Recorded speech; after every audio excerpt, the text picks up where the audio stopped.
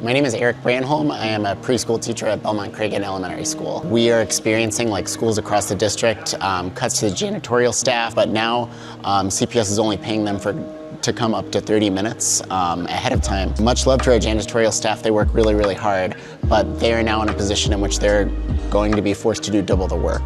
So I've entered my classroom and my carpets haven't always been vacuumed. And that is because they are not equipped to be able to do their job. They've had cuts to their workforce and they suffer, our students suffer, and it's just not fair. Every year when CPS sends its budget proposal to our principal, we find that we don't have enough special educators to meet all the IEP minutes that our students with special ed services are federally and legally entitled to. We end up having to appeal for more positions from year to year to year. One way in which that particularly affects our school is that we're a dual language school, but the way that the Office of Students with Disabilities allocates funding for those positions, special educators are in a position in which they are expected to instruct groups of students in English and Spanish simultaneously, and that affects the quality of services that those students need and get. We have lost a technology coordinator.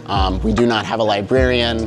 I myself lost my position. I used to be an art teacher just for preschool, but because of the way the funding works for preschool prep coverage, I'm no longer able to do that. We often are in a position where we are told, hey, do you need to make all of these copies? And we shouldn't be in a position where we're being told to really minimize the amount of paper that we use. We shouldn't be in a position where we're asking parents to donate supplies. I've spent my own money on my classroom supplies every year. This is my 8th year as an educator, and I have already spent some of my own money. There is money in the state of Illinois. There is money for CPS students. We have plenty of wealthy folks who have already received over $5 billion in tax cuts from the Trump administration. For Pritzker to say there's no money lying around for CPS, he's lying. He's protecting his billionaire friends who don't want to pay their fair share so that we could fight against the devastating cuts that we've already been suffering and that are looming on the horizon.